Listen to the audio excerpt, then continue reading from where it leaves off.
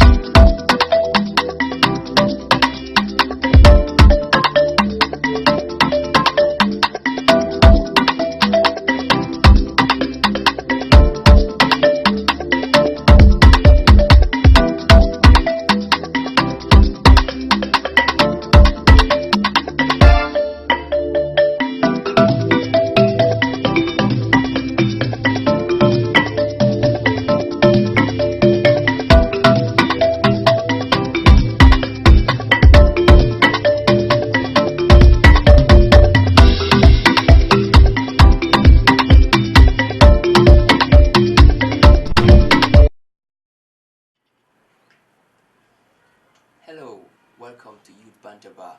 Youths are the backbone and the heart of every good nation, and of course, those youths need a platform.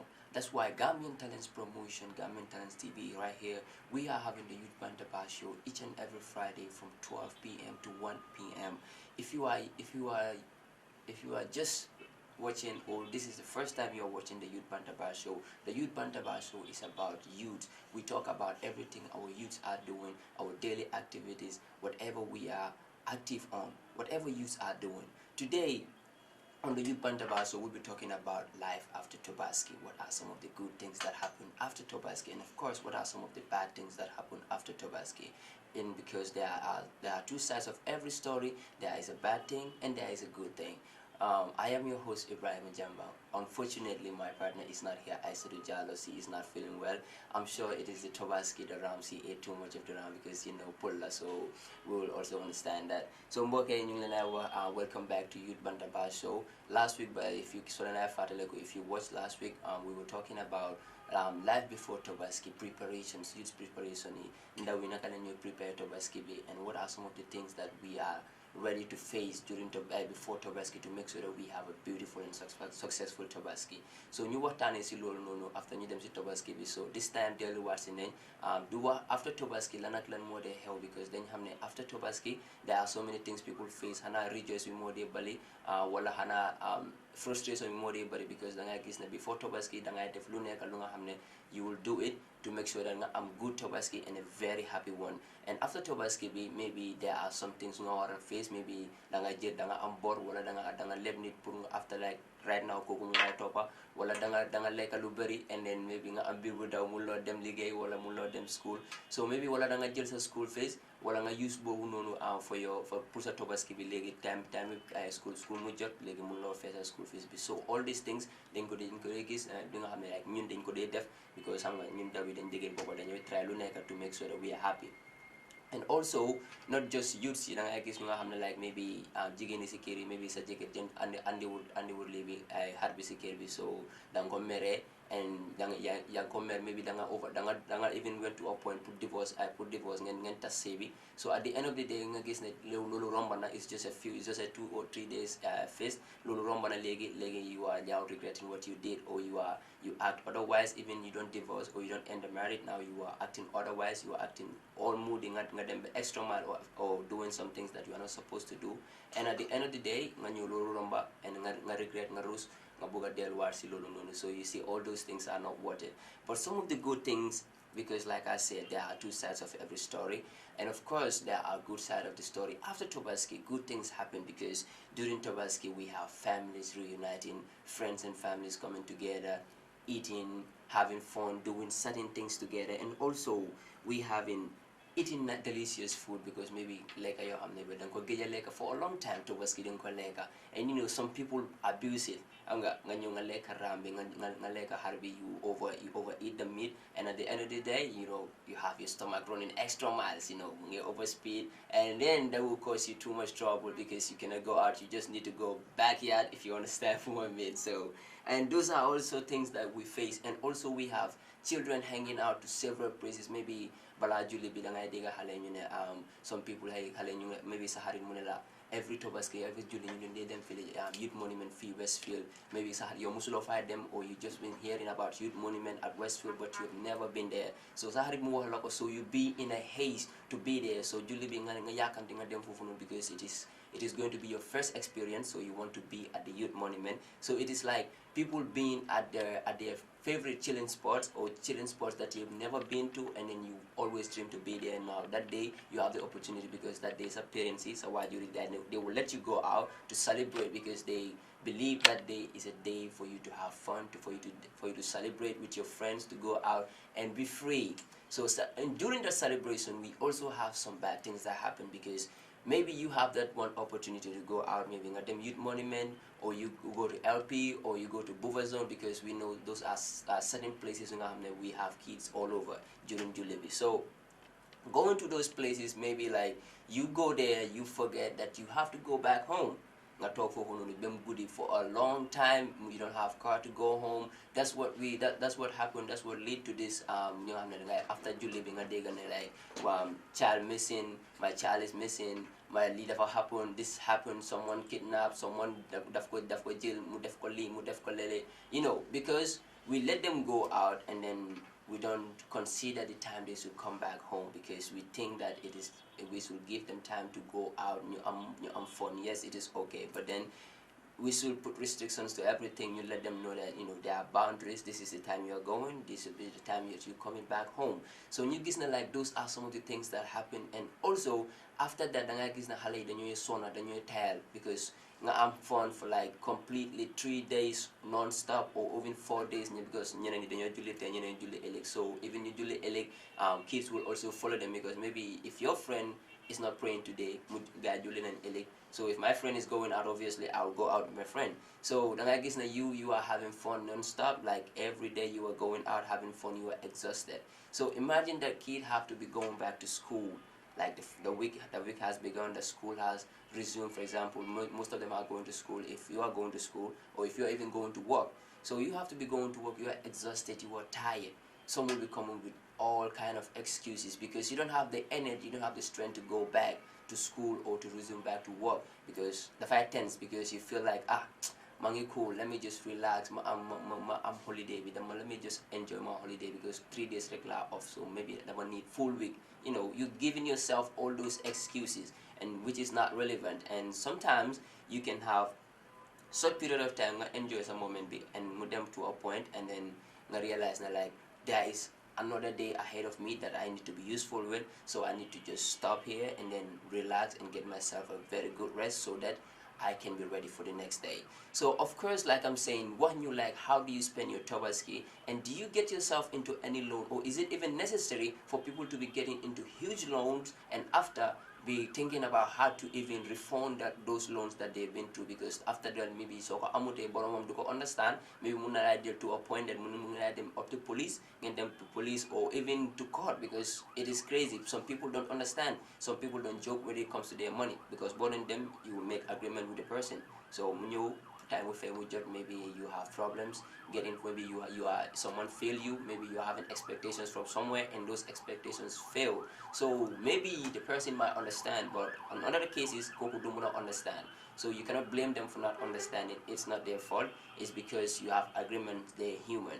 So to avoid all of those, we know it is nice to be wearing nice clothes. Everybody want to wear nice clothes again, because you might feel like outside because you are not wearing nice clothes. You maybe that might feel like you are being left out. But no, it's not the case. This is a day for you to spend with your family. As long as you are happy with your family, that is all that matters. But we take it extra mile. Yes, it is okay because dangabuga solo rafe, dangabuga solo nice. But then you need to understand, if you don't have, you don't need to go do something that is extra that might cause you trouble afterwards. All right, so, and if you're watching right now, you can also tell me what are some of the good things you think that happened after Tobaski. Happened after Tobaski. Also, what are some of the bad things that you think that happened after Tobaski? The phone lines are open, 3163-498, 3163-498. You can join us on WhatsApp or on direct. You can call us both. Mungai call direct or mungai call WhatsApp. Or send audio or send text. We will read it. Or you can also comment on the comment section and let us know what is your take on this topic today. It is the Youth Bantaba show here on Gambian Talents TV with me, Ibrahim Jamba. Like I said to Jalo Nyote. If you have not maybe because I'm not Rambi, so today a little bit of time. So let's take a look at the good things that happened during Tobaski that will reflect on you after Tobaski. Because there are so many things that we do, so many activities that we do. We have so many plans when it comes to this fest, because Tobaski Suijot, everybody have plans. Every family, every friends will be scheduling what to do during this short period of time. And what are some of these good things that you do that will reflect on you after the Tobaski? I mean the good side, right? Because like we said, every story have two sides, the good and the bad. So we'll start from the good side. And like I was saying, family reuniting, like families will reunite. Family reunion during this time is like very active. You have friends and families reuniting during this time for almost 3 days. Like people that you have not been seeing for some times. Maybe if some of your family members that are overseas will come over, will come in town to celebrate this day with you. So this is beautiful. That is sometimes that is at least beautiful. Maybe koku gisuloko for a long time. So during Tobaski, dafay ñëwaat in town to celebrate this day with you and the family. And also from that, we have nice delicious meal that is cooked and then that is consumed. Like it's like you like during Tobaski, maybe before Tobaski, your mom will ask you, maybe dafay ñëw mu laajte leen la ngeen bëgg ñu tooga si suba, la ngeen bëgg ñu tooga ndeewo wala añ. You know, on a regular basis, on a normal day, those things are very rare. Even though today, that day, it is very limited for you to have your mom asking you or your sisters asking you, what do you want us to cook? You know, it might happen, but it's not that frequent today. But no. But then I guess the Julebi, it's like everybody needs to be happy. So everyone will pay that responsibility, will give themselves that responsibility to make sure that each and every one of the family is happy. So yo la nga bëgg ñu togal lo leen bëgg ñu togal da nga gis ñeneen ñu ne la togal leen benachin, togal leen domoda, togal leen, you know, all the things, you know, something that you miss to eat, because some of the wax nga xam ne like you've been eating for a long time. So ñu def loolu noonu wala nga dégg ñeneen ñu ne def leen soup suba ñu deewoo loolu after maybe and ngeen def benachin or stuff like that. You know, whatever you want. So if you suggest that you togal la loolu noonu, you enjoy those meals, you know, you have fun, you eat them, maybe danga koy wala lekk because, you know, it's ram. I feel it is Gambia, so maybe balagay up time put that huge amount of meat to eat, that is like it is very rare for you to get that. Even if you get like a yako, but then you know, maybe it's not that much. Rare, you know. So that day, then I feel like this is a day that I need to consume everything that comes my way. So you will have all kind of food, all kind of drinks, all kind of refreshments around you, because dad doesn't worry about spending. Well, Papa Bear, maybe he don't worry. He can pull out money anyhow. So at the end of the day, you spend baby, and then in the evening you see your kids going out, or the kids coming to you. They want you salibo, then definitely. And then before Tobaski, we talk about salibo, because let me just recall you back to the new one, very salibo, with I guess Salibobi, that they want to like right now the culture will have a change. Maybe like it's not Salibobi, the culture of the Salibo we used to know back in the days that a change that because the Ute and like it's not right now. Kids are doing it like a form of a business, because I can even reference to that, because man I even guys experienced something like that during this Tobaski, because during the Tobaski I was sitting with my boys, around my hood. I was sitting with my boys. So kids were coming, on a normal base. You knew you danga wara that is supposed, because obviously kids will come to you. Uncle. So guys, so they will come to you obviously. So you need to make sure at least have something in your pocket. I'm dara, because don't wanna know kuneka nganyo ngana dem nan be elek. Gana sit. Then you want the kid of a sohor. You feel me? So you don't want to be in that position for kids to be hating you on that day, because that day everybody wants to see a smile on everybody's face. Sorry. So that day I guess ñu ngi toog and xale ñu ngi ñëw ku nekk ku ñëw rek ñu ne la salibo. So xam nga boys yi rek ñun dundee bàyyi suñu lii soo ñëwee rek kii mu la demal si uncle bi mooy suñu boss nga dem si kooku ñu ne la demal si uncle bi. So if you are so unfortunate to be the one that or everybody will point finger on, so xale si yow la ñuy ñëw ñu jox la ko. So we were given at the end of the day ñu joxe ko ba like ñu ñëpp saaru. So I have to go back home. On my way going back ma gis xale ñu ñëw ñu ne ma uncle dañuy salibo. So at that point I didn't have anything on me. So I want that. So for me to tell them like I want halis wala lini, they feel bad, they feel like I'm a hot day feeling. So I was thinking about a way to put escape guys. So mo hol guy you know uncle salibo ñu mo hol man hey man dama muslim dama christian la. So ñu re ñu ne ma hey yo muslim nga man man pita la tudda ma dega xale ñu keneen ki mu koy wax hey pita man jaago la de ki du muslim kon. So that's the way I escape from them. So you will see sometimes salibo is nice, but then some people you can meet some people at a very bad position, because da ngay nekk si mbedd bi sax guy attack la ñu ne la salibo. So from that, like salibo is nice, but then kids will spend so much time away, and then they might not even come back home, and parents will be worried, where is my child? Ana suma dombi gisuma ko. And sometimes mu ñew muy joy kid of my door, kid of my league, kid of my league. You have so many complaints during that. So it's like suñ joxe xale time to go out, we should give them time to come back home. But if we just give them time to go out and we don't consider the time to come back home, so it is okay if I stay late. And now we are seeing kids not even going out, to be at the monument, while you them see LP, while you them buffer zone. They are not stopping there. They are going to Senegambia. And Senegambia, we all know, is like, it is okay. It's just like, it's like ordinary place. It's like Munaneka or Senegambia. It's just Senegambia. But then, right now, when you hear name, when you a picture go to anybody, it's like, nobody will want your kid around those areas, because then I feel like your kid is not supposed to be surrounded with such an environment at that age, because maybe the five kids don't have like what is at that time of his or her age. So maybe they quite restrict from other for but now kids want to be there. During July you will see kids around Senegambia area for late, for at late night, like this guy, they will be hanging around doing things around, and certain actions that are not supposed to be done by kids, we are seeing that what causes all those things. So come to Malanko over here, like the phone lines are open, so opinion really matters. We want to know, what do you think about life after Tobaski? Do we have more harm or do we have more good after Tobaski? Because chaos will not follow their body, because during Tobaski, the new is not like kuneka they happy. Before Tobaski, Giro bit of their body, like everybody, pressure is just pressure upon pressure. Everybody want to get what they want to get. Everybody will do everything to make sure they get their needs. Like your law boga fonga amko bala juli bijot. So kuneka dafai gel any possible means to get that. So phone lines are open on 3163 498 3163 498. Munga call wala nga text ñu nga wax ñu sa opinion. Comme nu mo lañ ko waxee like loan bi ñu nga xam ne dañoo jël loan pour jëndal maybe pour jëndal sa jabar wala sa njabooti because danga feel na like soo ko jëndutee sa jabar maybe dafay mer wala sa family duñ happy.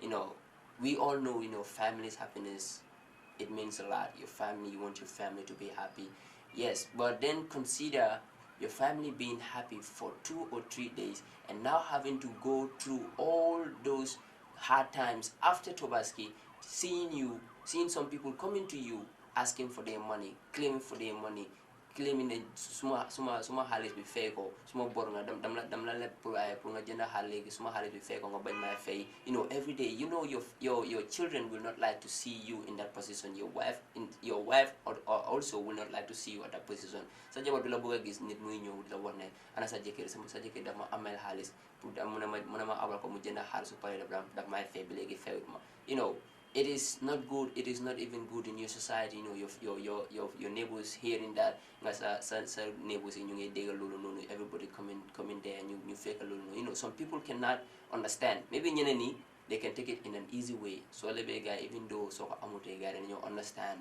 they will understand you. But some people, when you tell them next week naa la fay, after next week joxoloo guy, they will come and they will come at you at a very, very bad manner. So you don't want to face yourself with that. I don't think it is that necessary. You know, su fekkee ne like amuloo, every fair they are your family, they are like you. It's like talking to yourself. Bring them, talk to them, explain to them how much you wish you can have a ram, how much you wish you can buy it. Waxal guy ne like, man, I wish I could buy this, but unfortunately I don't have the money to provide a ram for you, but I really wish I could, if you guys can understand. I'm sure even your kid at the age of 5 can understand that if you talk to them at that manner. So explain a guy like, yo dang ko buga wante amulo ko yalla moko tax, so ñu guy pour guy jégal la ñu have next year ñu ñaara la nga am xaalis pour next year nga mëna ko provide. I'm sure they will understand. But then if you subtract yourself from that equation, you're gonna feel like, yes, it's my responsibility to do it, and if I don't have it, there is no way, there is no excuse that amumako. So you also made that believe you are just adding more pressure to you, are just adding more stress. And I guess at the end of the day, Julie bi sujote you don't want to enjoy sa Julie because yang re sa hal bi yang leka sa hal bi sa heli munsi halis bi. You're thinking of, okay, now the next thing is how to pay the money back. So how do I pay the money back? You don't have any regular source, and you know that that you maybe danga work ñeneen ñu nga xam ne bi sax ay sa mbokk yu nekk overseas to help you refund the money. So all those promises can fail. You know, it's not like 100% guarantee that you will get it. Someone can tell you, I will give you this, and at the end of the day, maybe that person is also having expectations from somewhere else. So those expectations can fail, and kooku don't go for fail it, I mean, the fly fail. So you can see the rope is just long, and then you just need to be careful to get yourself into something that you cannot come out from. So coming to that, and we come back to our ladies. Women, we just need to understand. You just need to understand your man. Koku suka amute, so amute mbuge juli. Understand ko.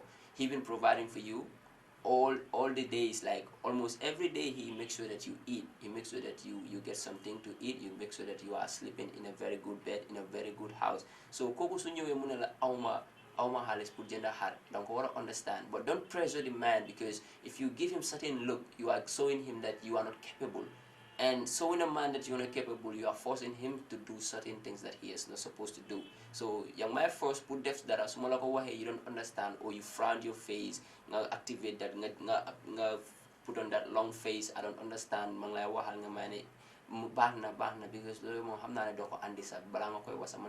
because you know, certain words you know dang koy wax dang koy jalat pour mu def dara lo xamne waru koy def, because yo nga star wala nga start di ko narrate story nga xamne it's not even relevant di ko wax ne suma xarit jëkkëram bu nga ko jëndee sa wax na ma ko bu ma ko waxee man sa dama ruus sa, because man xam naa ne yow doo ko jënda nga wax ko certain things, you know, di ko wax loolu noonu, you are making him feel bad, you are not helping him, and not forgetting that this is between you and him. It's not like he is the only one to be doing all this alone.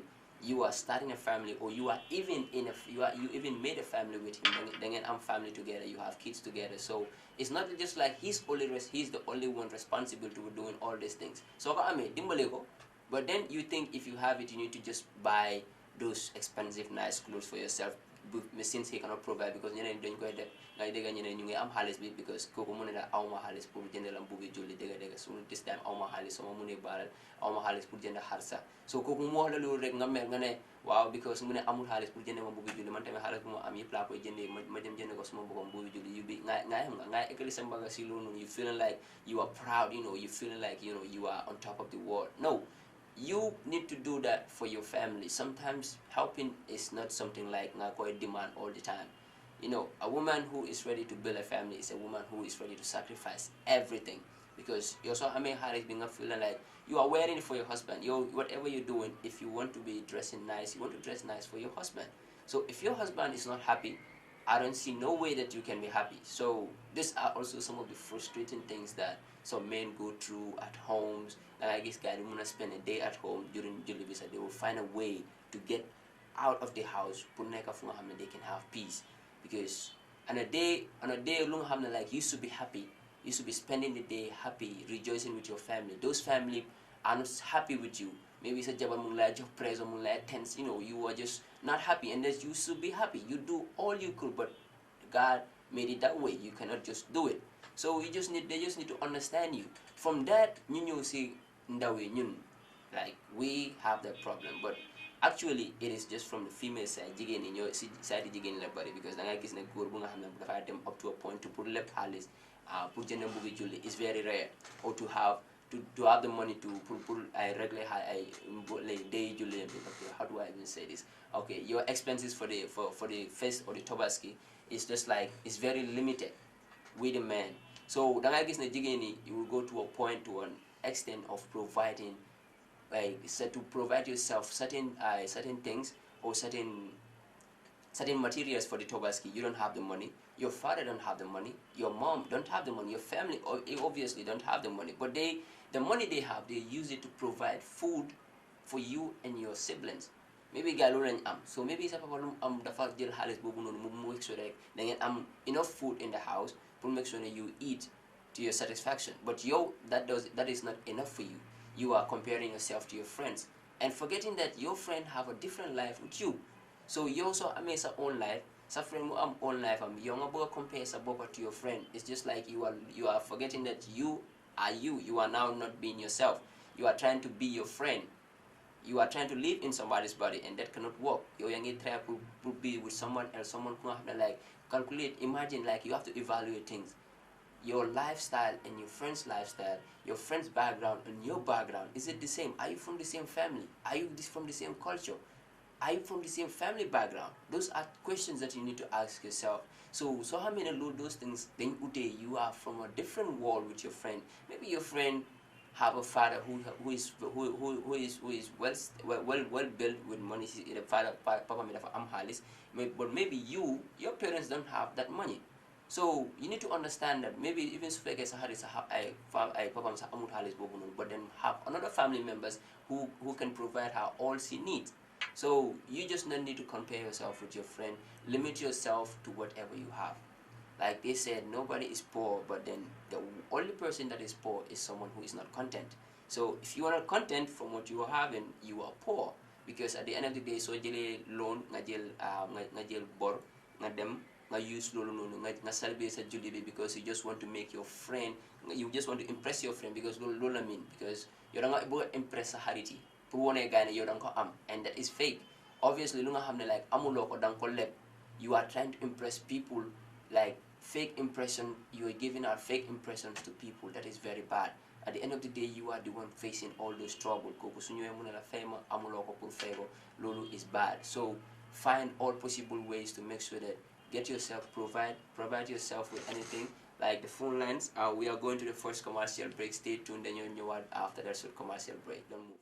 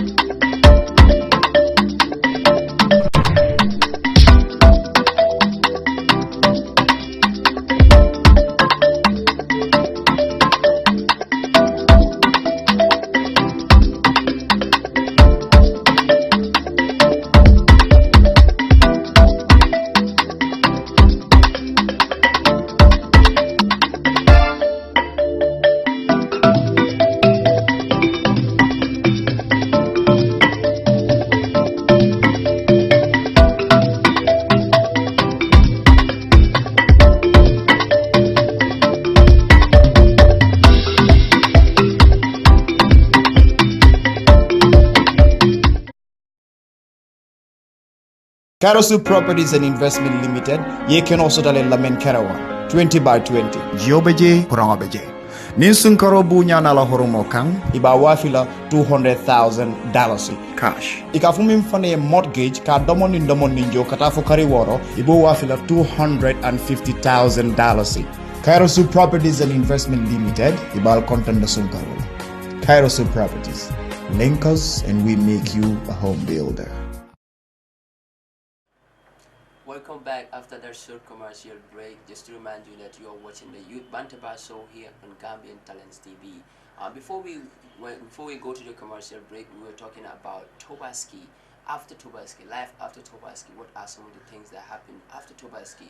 Do we have more harm or do we have more good after Tobaski? What are some of the things that people face after Tobaski? So before we go to the commercial break, I was highlighting on certain things, certain important things, certain good sides of the Tobaski, after Tobaski, that people do during Tobaski. You know, like during Tobaski. After then, I was reflecting a little bit on the bad side of it. After Tobaski, what are some of the things that people do? On the good side, in case you are just tuning in, I was talking about families reuniting. We have people reuniting, families from overseas come over in town to celebrate this day with their family. And friends also having days to hang around. We have kids going to their favorite chill spots.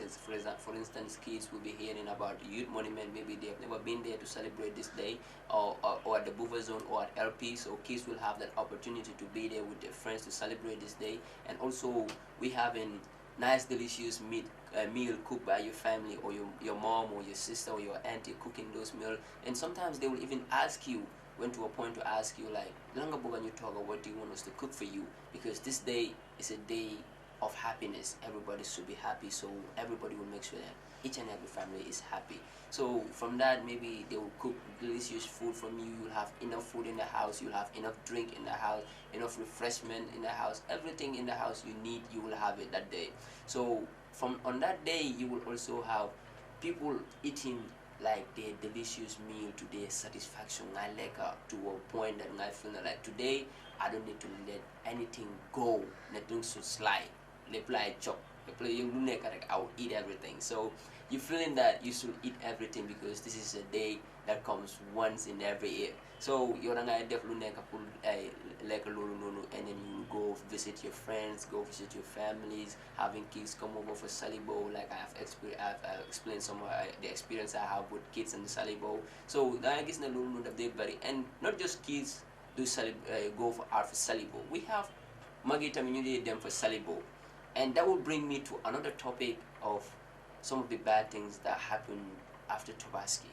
You will see like girls who have male friends, they will be considered in each like new categorize ko. You have the keyword okay, so they may the flag your halis. So you feel like they know because we know ladies, no offense though, but ladies categorize every male friend they have because they know if so they may obviously the flag your dara. So obviously, they will categorize, they will call it the man you jealous is salibo, the man you jealous is salibo.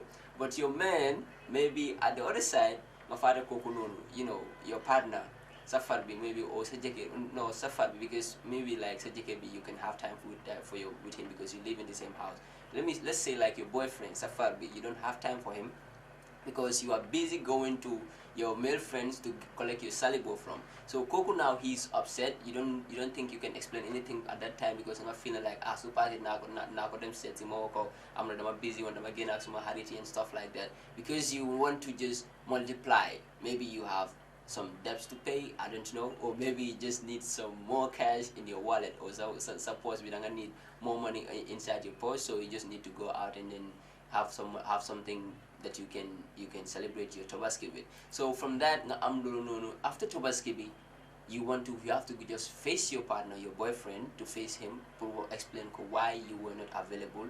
So you see, you were thinking about all possible, maybe like you framing all possible stories, because even though the right story might not be beautiful, maybe it's not rafet pour nga ko lolu non dama dem setu suma harit mu la teleban harit nga ne ko Mustafa wala Lamin mu realize ne like he's a man, like if I feel furious, if I feel like luta yow amuloo suma time wante then you have time pour them seet si sa xarit yi góor yi because soo ko understand damaa dem jël suma celebrate it's nothing, it's just friends, I just went to see him, he will not understand. So yow nga xam ne loolu because you will know that he will not understand. So from that point nga feel like this is wrong, and then you think about other stories.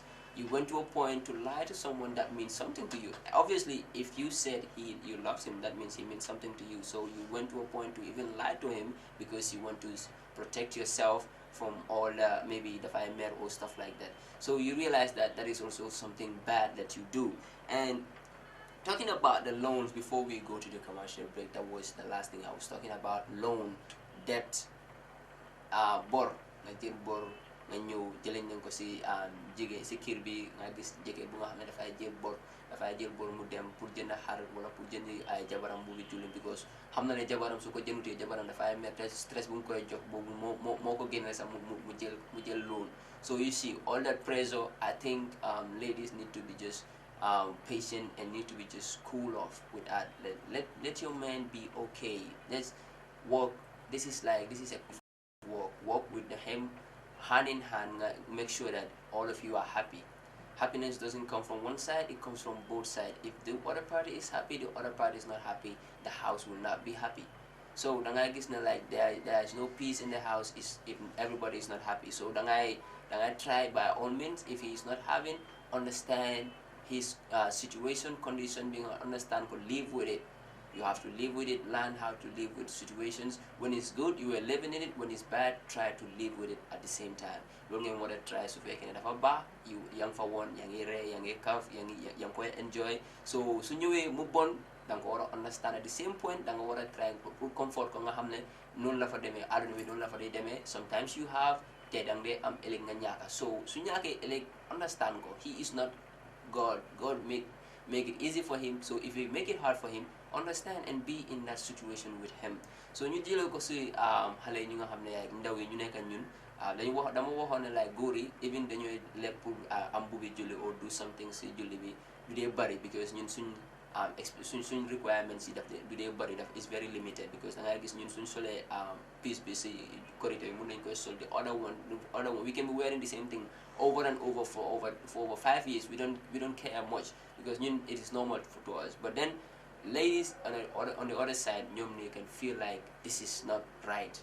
Ñooñu suñ ko solee once they will feel like su ma ko solee war gaa dañuy wax ne suma xarit yi dañuy wax man awma wala lii or lii. So they will feel like this is not something they need, so they need to get more. So you nga dem si sa papa, you go to your dad, I need halis for Burubi Julie, I need money for my Tobaski, to buy new clothes for my Tobaski.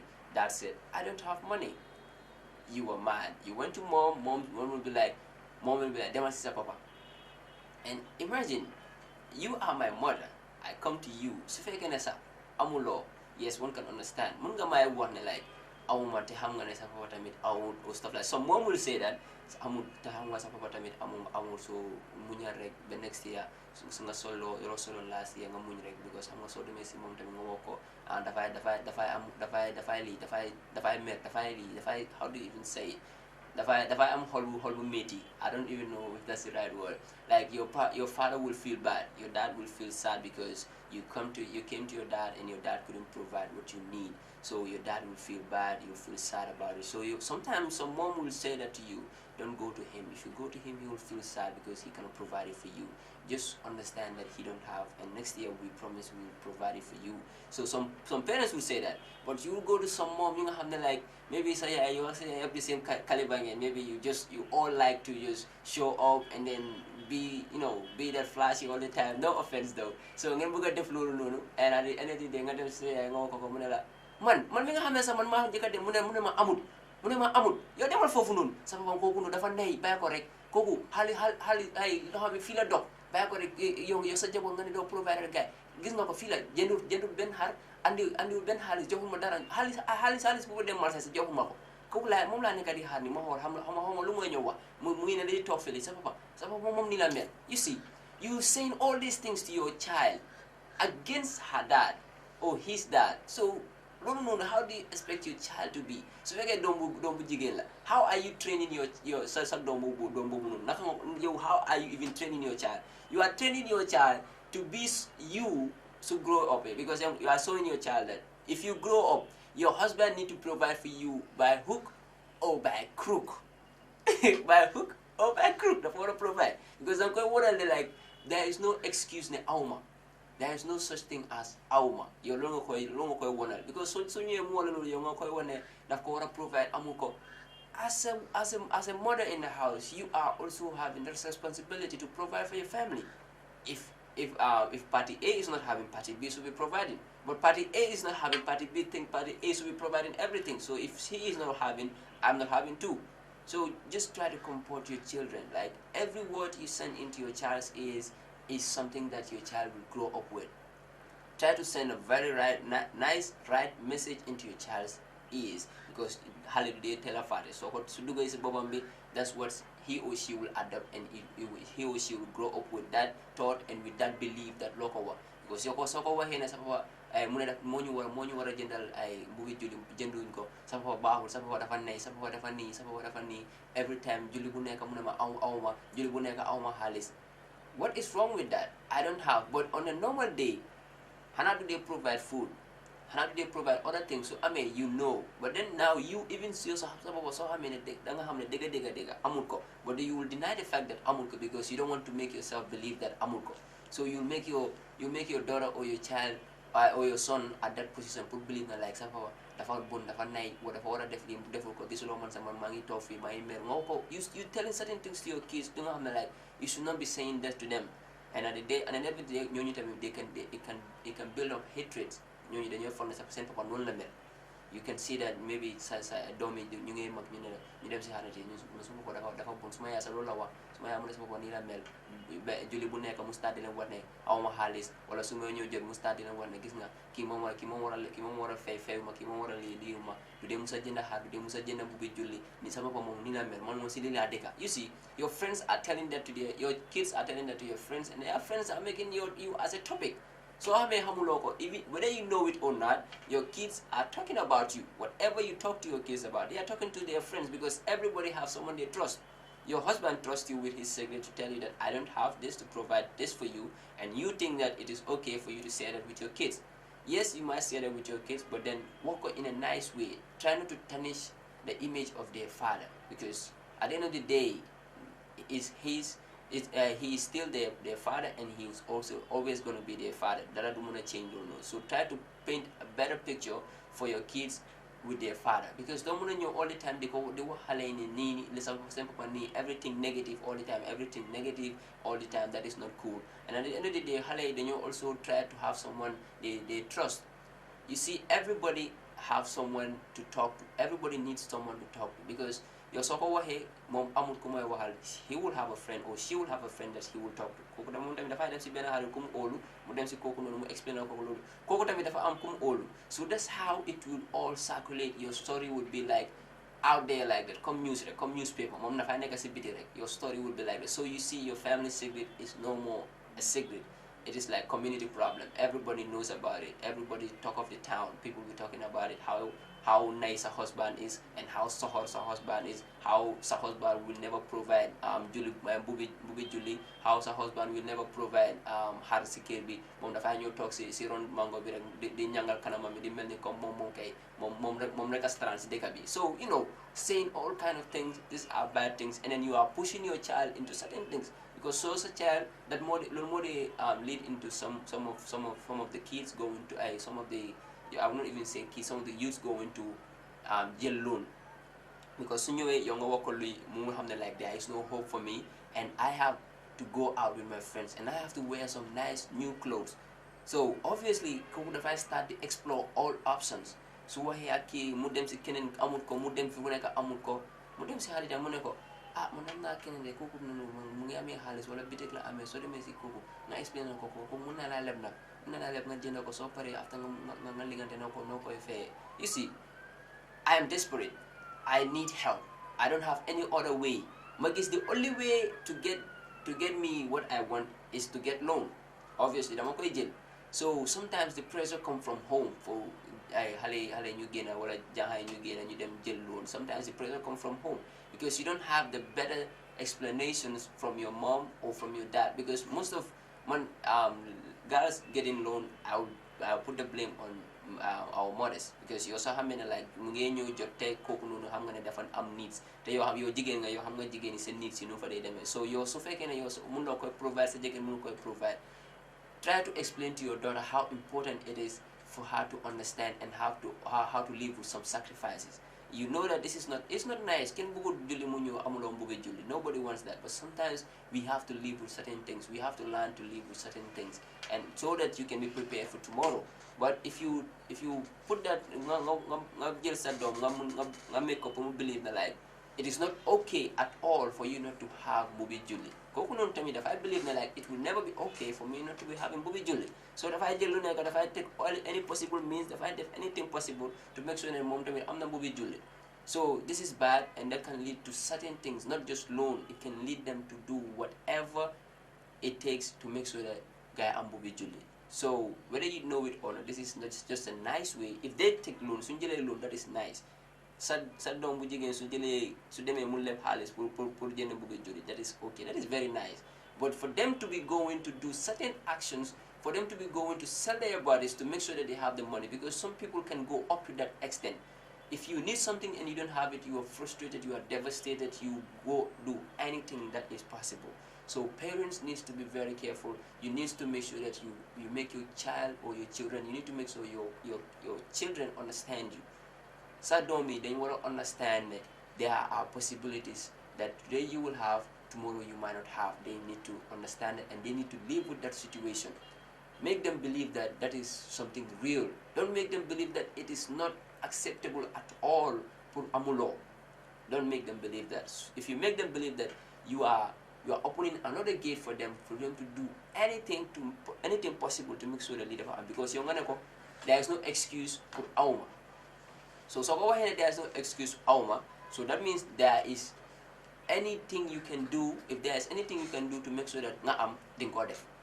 So this is very bad, and this is something that leads to some of us going out to get loans or to even do certain things that is very bad, that we will regret at the end of the day. Nga def ko maybe tedda nga dem si kenn mu nga ne ko dama need xaalis kooku tamit mu ne like if you go to a man, you need money from a man.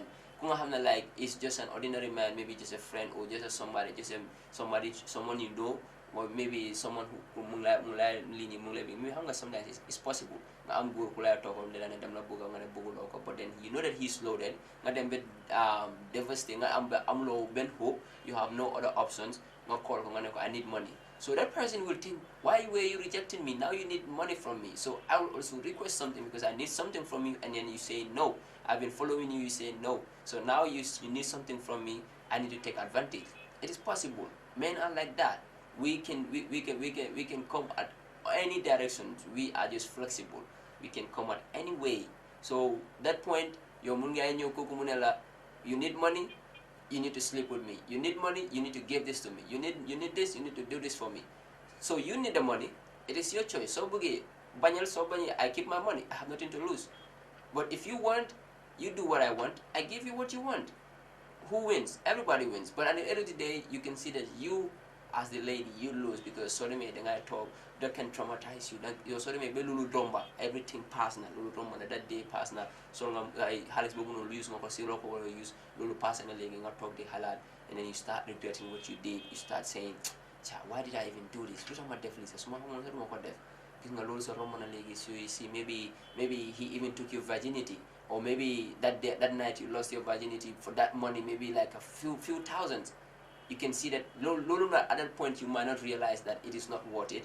But at the end of the day, that is the time I realized that it is not worth it at all, because I'm going to use for just a short period of time, and now I have to live with this guilt for the rest of my life. And that more than money loan is the better part. Loan the over Tennessee loan, because from that loan, I guess like loolu mun nga koy fay, wala keneen mun naa gis ne su demee ba tens keneen mun naa sacrifice am jox la xaalis bi nga fay ko. So from that loan is better. But for you to lost your virginity, or for you to just sleep with someone that you don't want to sleep with, just for one occasion, you can see that maybe at the end of the day you are a lady, you might feel the guilt, and then you might live with that guilt for the rest of your life. And not just single ladies, or not just ladies that are out there, but some married ladies will also go to an extent put def lolu non yo so ñëwé ci sa jëkkër nga ne ko dama bëgg xaalis pour bëgg julli mu ne la amuloo awuma nga def lu nekk mu ne amul so yow tamit da ngay feel like okay you think you are punishing him nga ne okay man tamit su fekkee amul man tamit damay def lu ma ne. You feel me? You can do that. We have some people who can do that. You feel like you are just punishing your husband. You feel like you are doing things even though maybe but then you feel like you're going to make him angry because you are paying back because he lack on his responsibilities. No, at the end of the day, you're not them. Te da kenn ay beneen jëkkër bu ay beneen góor bu nga xam ne nekkul sa jëkkër kooku mu ñëw at the end of the day mu salaat la wala mu war la ko mu tegal la ay sort of so many things on your head like if you don't do this, if you don't keep it going, if you have to stop this next time, da nga war a ñëw su ma la soxlee su ma la koolee da nga war a ñëw soo ñëwutee naa ko wax ay nit yi naa ko wax to everybody and you feel like that is something you don't want to be out. That should be your secret. You don't want anybody to know about it because if someone knows about it, your husband might be aware and buguloo sa sebitas. So da nga gis ne like loolu mun naay bring so many things. Mun naay jur lu bari. Yow soo ko defee tey nga dem yow danga ko def mbiri xaalis bi yow nga def si kooku noonu kooku mu like ko mu enjoy ko mu ne ko no I don't want this to stop here. I enjoy spending time with you and I want this to stop today so danga ko war a defaat we have to keep this going su ma la soxlee dama lay call nga ñëwaat soo ñëwutee I will expose you and you don't want to be exposed. Obviously you keep that doing, so you keep adultery, you keep committing adultery every time and you come home acting all innocent to your family, you're having that guilt in your head, you are traumatized. Young life feel lolu su demee si kanam that trauma can even cause so many things.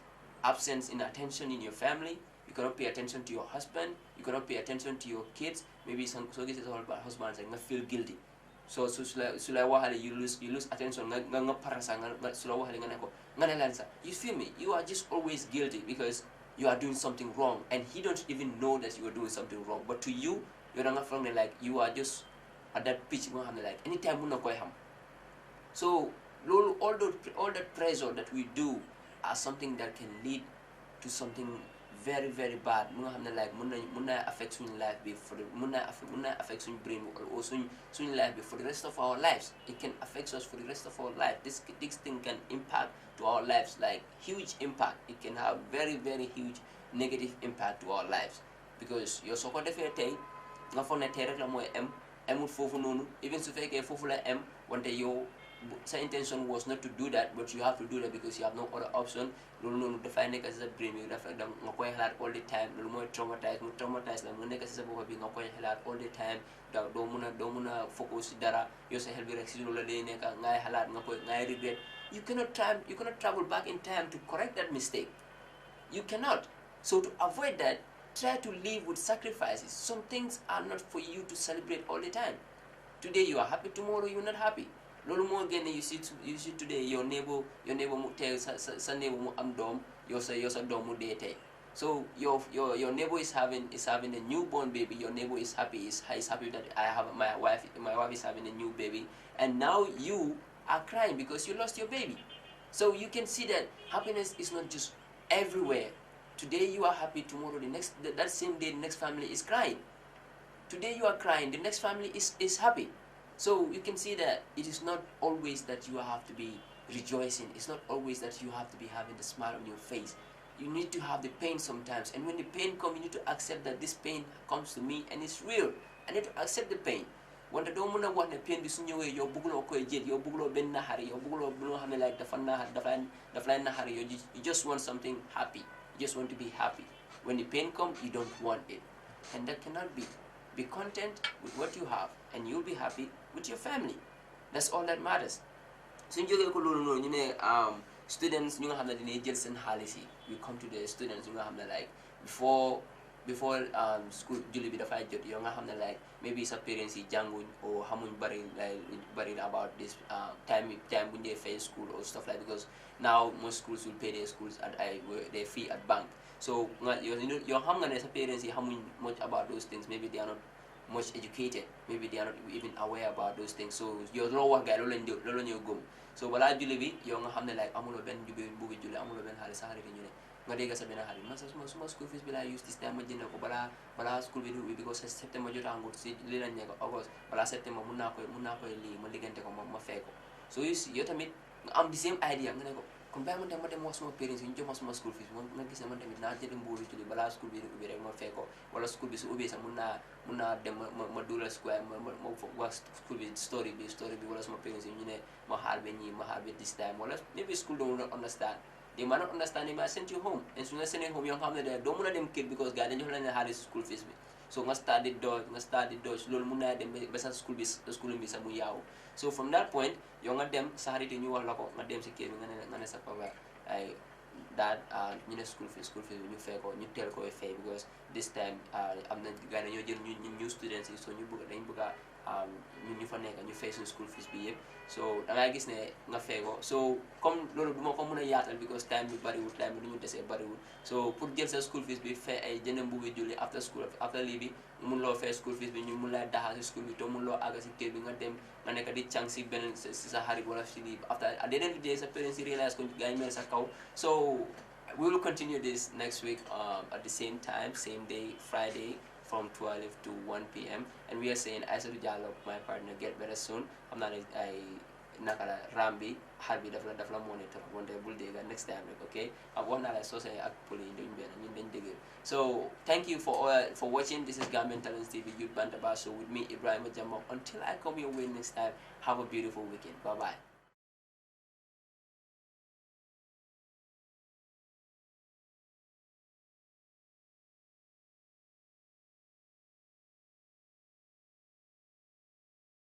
Karasu Properties and Investment Limited, ye can also tell Lamen Karawan, 20 by 20. Jiobeje, Kurangabeje.